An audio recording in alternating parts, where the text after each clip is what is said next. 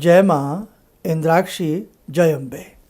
इंद्राक्षी धाम में दर्शकों आप सभी का हम हार्दिक स्वागत करते हैं।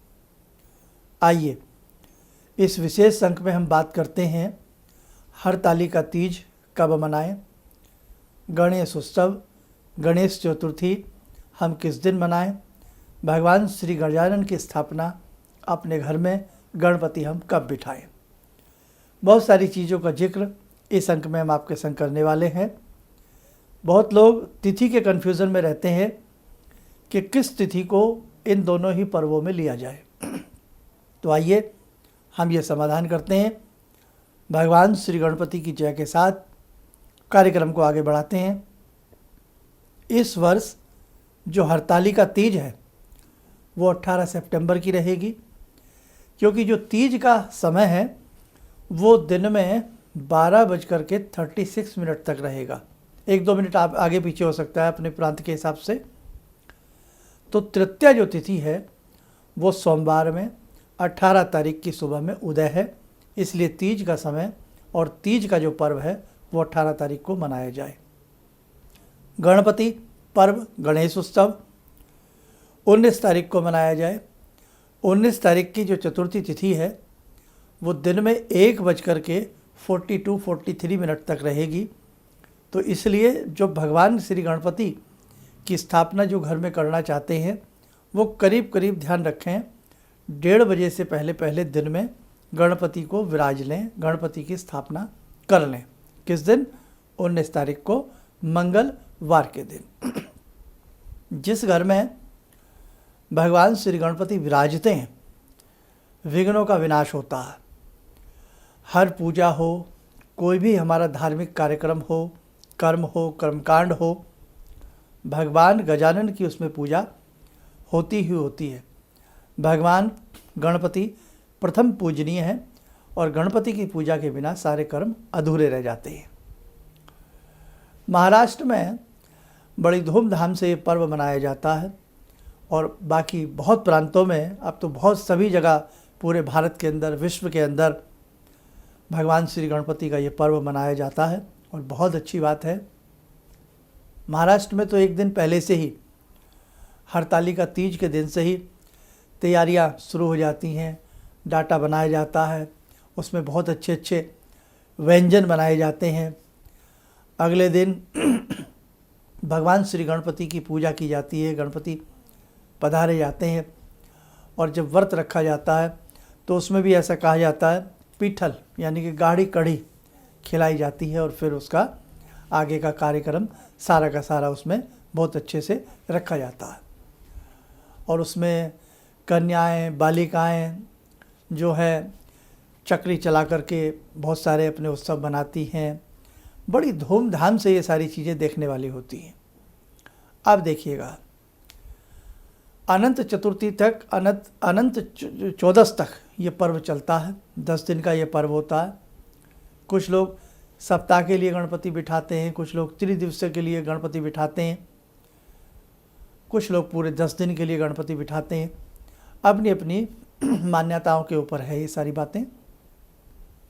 अनंत चतुर्थी, अनंत जो 14 होती है चतुर्दशी, उसमें भी हम भगवान अनंत का विशेष प्रकार का पूजन करते हैं। वो मैं आपको आगे आने वाले समय में बता दूंगा। अब पहले हम बात कर लेते हैं थोड़ी सी 1 मिनट के लिए किसके? हरतालिका तीज। हरतालिका तीज में सौभाग्यवती महिलाएं, सुहागन महिलाएं अपने पति की दीर्घायु के लिए व्रत रखती हैं। इसमें भगवान शिव का, गौरी का पूजन किया जाता है, व्रत रखा जाता है। घर के सुख सौभाग्य के लिए भी ये व्रत किया जाता है। कुमारी कन्याएं भी शीघ्र विवाह के हेतु इस व्रत को करती हैं। तो हरतालिका तीज ध्यान रखना 18 तारीख को मनाना है ना। और जो अपना गणेश उत्सव है वो 19 सितंबर का रहेगा। अब कम टू द पॉइंट पे आते हैं। 19 तारीख को जो गणेश चतुर्थी है इसमें गणेश का जन्म उत्सव भी माना जाता है। अपनी अपनी मान्यताओं के हिसाब से सभी की मान्यताएं अपनी जगह अच्छी होती हैं। लेकिन उस दिन चंद्रमा को देखने से कलंक की स्थिति भी आपने सुनने में आई होगी कि ऐसा ऊपर कलंक लग जाता। जैसे भगवान श्री कृष्ण के ऊपर स्मंतक मणि को चुराने का कलंक लगा था। तो इसलिए गणेश चतुर्थी, खास तौर से भादो मास के शुक्ल पक्ष की जो ये चतुर्थी आती है, इसमें हम चंद्रमा को ना देखें। चंद्रमा निषेध माना गया है, तो ध्यान रखना 19 तारीख का चंद्रमा ना देखें। कुछ लोग इसमें मुहूर्त भी बताते हैं, इतने बज करके इतने मिनट से ना देखें, तो ऐसा कुछ नहीं है। आप ना ही देखें तो एक दिन कोई बड़ी बात नहीं होगी। और किसी ने भूल से देख भी लिया तो उसमें यही भगवान जो कृष्ण की लीला है, स्मंतक मणि की जो पूरी कथा है, कैसे कैसे उन्होंने उनका वध किया और कैसे उस स्मंतक मणि को लेकर के और जामवनी को लेकर के वो आते हैं, उसको सुनने मात्र से, पढ़ने मात्र से चंद्रमा का ये दोष मिट जाता है। तो आप प्रयास करें चंद्रमा ना ही देखें, है ना। अब आइए हम गणपति की बात करते हैं। हमने भी अपने जीवन काल में लाखों लोगों ने हमसे बातें की हैं, मिले हैं। हमने भी भगवान श्री गजानन का मंत्र जरूर दिया है, अनुभव किया है। भगवान श्री गणपति की साधना बहुत सरल होती है और व्यक्ति के विघ्न सरलता से दूर होते हैं। आपको क्या करना है, 19 तारीख को सुबह सुबह प्रातःकाल स्नान आदि करके गणपति आप चाहे एक दिन पहले ले आइए। मिट्टी के बड़े सुंदर सुंदर गणपति आते हैं, प्लास्टर ऑफ पेरिस के आते हैं, अपनी अपनी भावनाएं हैं, जैसा जो ला सकता है ला करके जहाँ अपने गणपति विराजमान करने हैं, प्रयास करें घर में करने हैं तो उनका मुख पश्चिम में रहे और पीठ उनकी पूर्व दिशा में रहे। एक पाटा परड़ी बिछा करके उस पर पीले रंग का कपड़ा या लाल रंग का कपड़ा बांध करके उनके ऊपर थोड़े से फूल चावल डाल करके प्रणाम करके भगवान श्री गणपति को विराजमान करें। और विराजमान करने के उपरांत सभी घर के बाल बड़े सब बैठ जाएं और भगवान श्री गणपति का धूप दीप से पंचोपचार पूजन करें। धूप दीप फल फूल आदि चलावें या षोडशोपचार उनका पूजन करें। षोडशोपचार पूजन बहुत बड़ा नहीं होता है, सब नाम सुनने में बड़े लगते हैं।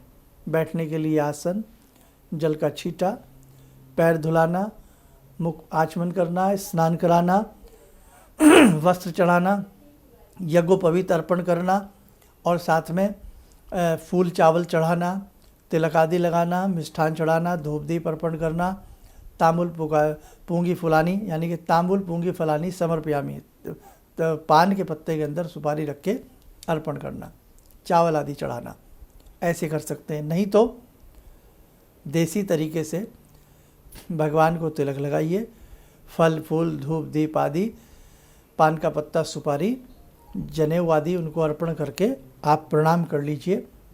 इसके बाद भगवान श्री गणपति के 108 नाम जपिए। हरी हरी दुर्वा घास अपने पास रखिए। रखने के बाद एक एक दुर्वा परिवार का कोई भी एक बड़ा व्यक्ति या सभी का हाथ लगवाते रहिए। उधर से उधर कटोरी रखिए, उधर से एक एक दुर्वा एडवांस में आती रहे। भगवान श्री गणपति के चरणों में एक एक नाम बोलते हुए ओम श्री गणेशाय नमः, ओम लंबोद्राय नमः, हैं, ओम मोदक प्रियाय नमः, एक एक नाम भगवान गणपति का बोलते हुए एक एक दुर्वा सामने तस्तरी में प्लेट में उनको चढ़ाते रहिए। या 108 दुर्वा गंठी की माला बना करके भगवान श्री गणपति को पहना दीजिए। आप मानना न मानना, बड़ा सुंदर भगवान श्री गणपति से आपको शुभ आशीष की प्राप्ति होगी। विघ्न विनाशक हैं भगवान श्री गणपति। जिस घर में विराजते हैं उस घर के समस्त विघ्नों को दूर करते हैं। और महाराष्ट्र का तो शायद ही कोई ऐसा घर होगा जहाँ भगवान श्री गणपति ना विराजते हो। ये बहुत अच्छी बात है। इसलिए मेरे साधकों, जो अगर गणपति वैसे भी नहीं घर में बिठा सकते हैं, बहुत लोगों के यहाँ नहीं सिस्टम होता है, नहीं हो पाता है, तो आपके घर में जो भी मेटल की, चांदी की कोई भी गणपति की मूर्ति हो, तो आप ध्यान रखना 19 तारीख को उन्हीं को धूप दीप करके, फिर आपको उनको विसर्जन करने की आवश्यकता नहीं है। बस आप उनका सिंपल पूजन कर लेना जैसे आप रोज़ भगवान का पूजन करते हैं। लेकिन 108 दुर्वा भगवान श्री गणपति को चढ़ाना। गणेश अथर्व शीर्ष के पाठ यदि आपने 10 दिन के लिए गणपति बिठाए हैं, सप्ताह के लिए गणपति बिठाए हैं, तो रोज़ प्रयास करिए 108 गणपति के पाठ।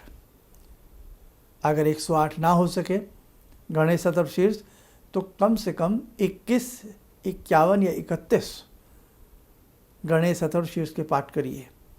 और भगवान श्री गणपति का सरल, सौम्य और अचूक मंत्र है ओम गंग गणपताय नमः। इसे ऐसे भी बोला जा सकता है ओम गम गणपताय नमः, ओम गंग गणपताय नमः।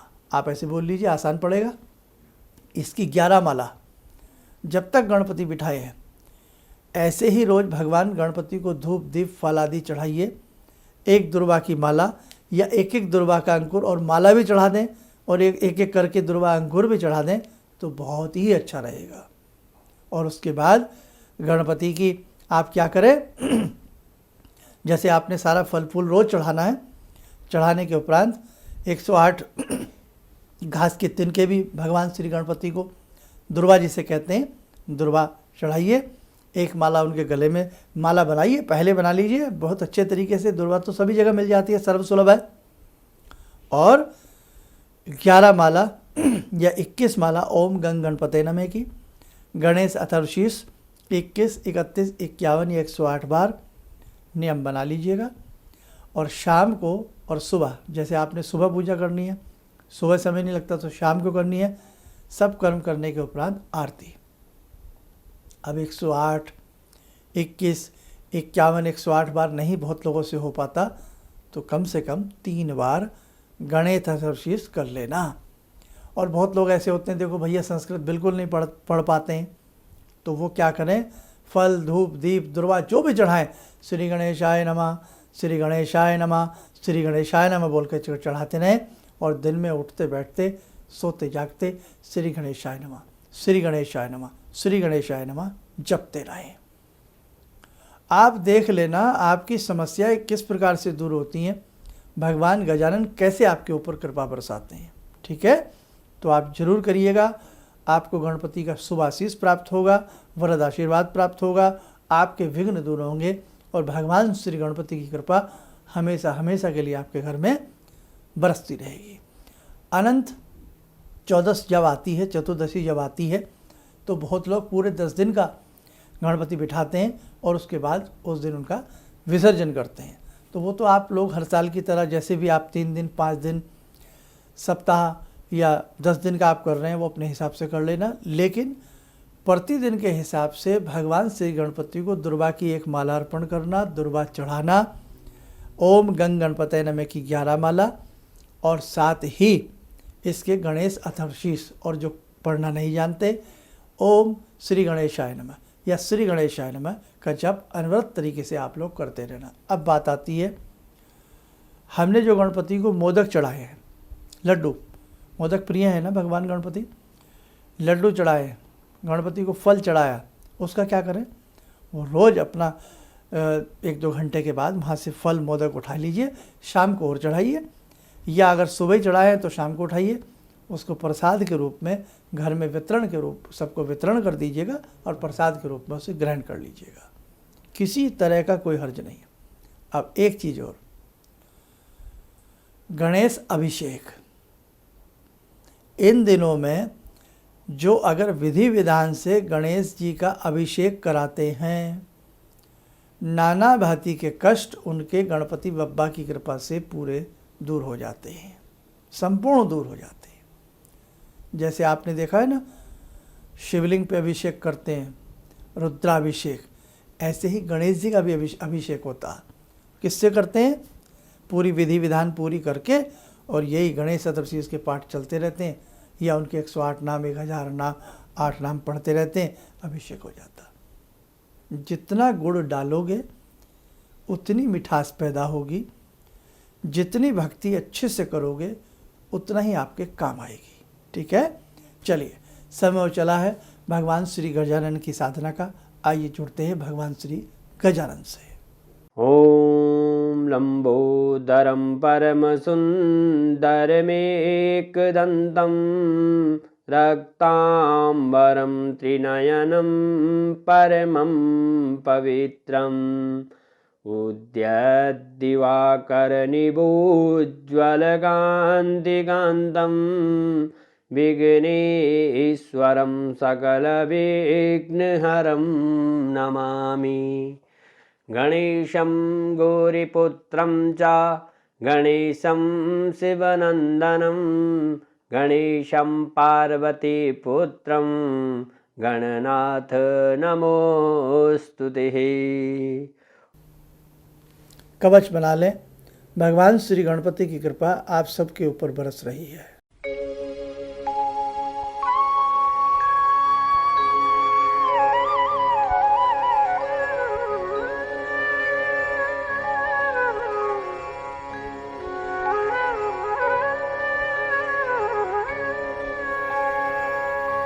ओम बोलते हुए नेत्र खोलें, सामान्य हो जाए।